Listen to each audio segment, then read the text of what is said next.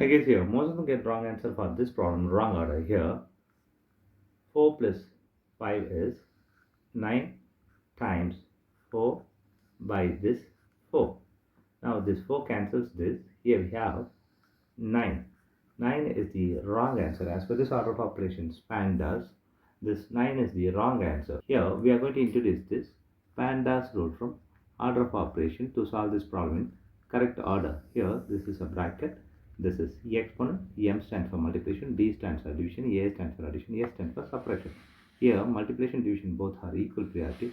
Also this addition subtractions both are equal priority. For this equal priority, we are going to introduce this left to right rule in the problem. Now we are going to solve this problem in correct order by using this order of operations PEMDAS.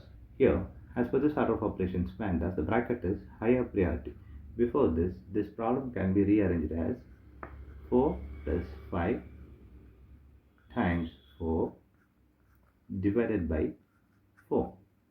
Now this bracket is higher priority. Inside the bracket we have two operations. One is addition and another is multiplication. Here multiplication is higher priority, that is addition. So we have to do this multiplication before this addition. Here 4 plus here 5 times 4 is 20 divided by 4.